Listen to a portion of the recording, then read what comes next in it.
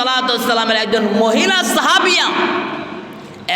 মহিলা সাহাবিয়ার আল্লাহর নবীর প্রতি যে ইশক আর ভালোবাসা ছিল তার মনে হয় কিঞ্চিত আমরা অর্জন করতে পারি নাই।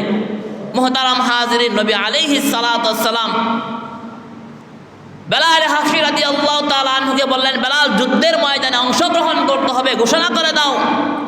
বেলাল হাফসি রাদিয়াল্লাহু তাআলা আনহু মিম্বরে উঠে ঘোষণা করলেন, হাইয়া আলাল জিহাদ। এই সাহাবীরা, আল্লাহর নবী ঘোষণা করছেন জিহাদের ময়দানে অংশগ্রহণ করতে হবে, সুতরাং দেরি না করে দ্রুত জিহাদের ময়দানে অংশগ্রহণ করার জন্য তোমরা চলে আসো। আল্লাহর নবীর সাহাবী হযরতে বেলাল হাফসি যখন ঘোষণা করলো, দলে দলে আল্লাহর নবীর সাহাবীরা মসজিদে নববীতে এসে আল্লাহর নবীর সামনে নাম লেখাইতে লাগলেন। এমন মুহূর্তে আল্লাহর নবীর সাহাবীরা লক্ষ্য করলেন একজন মহিলা সাহাবিয়া একটা দুধের বাচ্চা নিয়ে মসজিদে নববীর দরজায় দাঁড়িয়ে আছেন। নবীর সাহাবীরা জিজ্ঞাসা করলেন, তুমি এখন কেন আসছো? ওই মহিলাটা ডাক দিয়ে বলেন, আল্লাহর নবীর সঙ্গে সাক্ষাৎ করার জন্য আসছি। নবীর সাহাবীরা বলেন, এখন আল্লাহর নবীর সঙ্গে সাক্ষাৎ করা যাবে না, নবী বড় ব্যস্ত আছে, যুদ্ধের ময়দানে যাবেন। সাহাবায়ে কেরাম দলে দলে এসে নাম লেখাইতেছেন।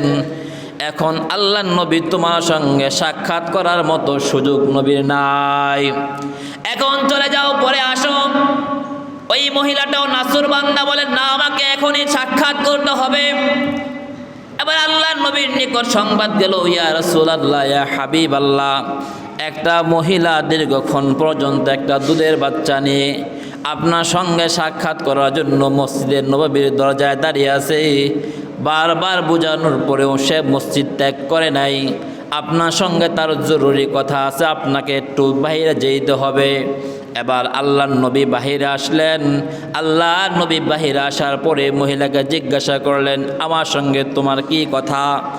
এবার মহিলা ডাকতে বলেন, ইয়া রাসূলুল্লাহ, ইয়া হাবিবাল্লাহ, আপনি যুদ্ধের জন্য ঘোষণা করেছেন, প্রত্যেক ঘর থেকে একজন দুইজন করে আপনার সঙ্গে যুদ্ধে অংশগ্রহণ করার জন্য নাম লিপিবদ্ধ করাইতেছে। ওগো আল্লাহর হাবিব, আমার যদি পিতা দুনিয়ার জমিনে জীবিত থাকতো তাহলে আমি আমার পিতাকে সাজাইয়া আপনার জন্য যুদ্ধে আপনার সঙ্গে যুদ্ধে অংশগ্রহণ করার জন্য আমি তৈরি করে দিতাম। কিন্তু ইয়া রাসূলুল্লাহ, ইয়া হাবিবাল্লাহ, পূর্বে একটা যুদ্ধের মাঝে আমার পিতা আপনার সঙ্গে যুদ্ধে অংশগ্রহণ করে শাহাদত বরণ করেছেন, বিদায় আমার আজকে পিতা নাই, আমি আমার পিতাকে তৈরি করে আপনার সঙ্গে যুদ্ধে অংশগ্রহণ করার জন্য দিতে পারি নাই। আমার যদি স্বামী দুনিয়ার জমিনে জীবিত থাকতো আমি আমার স্বামীকে যুদ্ধের জন্য প্রস্তুত করে আপনার সঙ্গে যুদ্ধের ময়দানে পাঠাইতাম। কিন্তু ওগো আল্লাহর হাবিব, আমার স্বামীও ইতিপূর্বে একটা যুদ্ধের ময়দানে অংশগ্রহণ করে শাহাদত বরণ করেছেন, বিদায় আমি আমার স্বামীকেও আপনার সঙ্গে যুদ্ধের ময়দানে দিতে পারি নাই।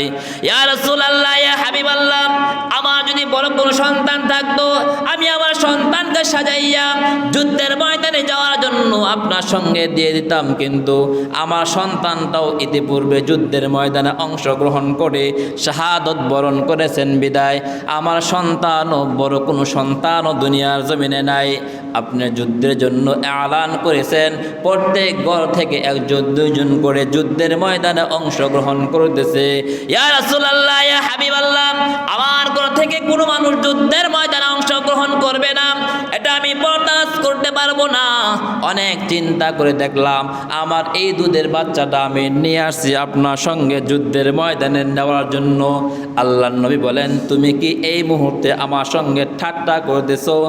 ওই মহিলা ডাক দিয়ে বলেন, ইয়া রাসূলুল্লাহ, ইয়া হাবিবাল্লাহ, না, আমি আপনার সঙ্গে ঠাট্টা করতেছি না। জবাবে আল্লাহর হাবিব বলেন, তুমি যে বাচ্চাটাকে যুদ্ধের ময়দানে দেওয়ার জন্য আসছো, এই বাচ্চাটা তো যুদ্ধের ময়দানে গিয়ে দৌড়াদৌড়ি করতে পারবে না, সে তো তরবারিও পরিচালনা করতে পারবে না, সে তো যুদ্ধের ময়দানে একটা ঢালও আঙ্গাইতে পারবে না।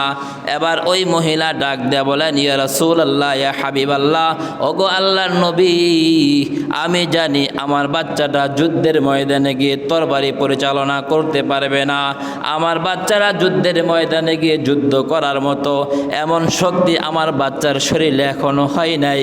কিন্তু ইয়া রাসূলুল্লাহ, ইয়া হাবিবাল্লাহ, আমি চিন্তা করে দেখলাম সালাম, আপনি যখন যুদ্ধের ময়দানে যাবেন, কাফেররা যখন আপনার উপর আক্রমণ করবে, তাদের আক্রমণগুলো প্রতিহত করতে গিয়ে আপনি যখন আপনার ঢালটা দিবেন, একটা দুইটা তিনটা প্রতিহত করতে করতে যখন আপনার ঢালটা ভেঙে যাবে, তাদের কাফেরদের আক্রমণগুলো প্রতিহত করার মতো আর ঢাল তখন আপনার হাতে থাকবে না।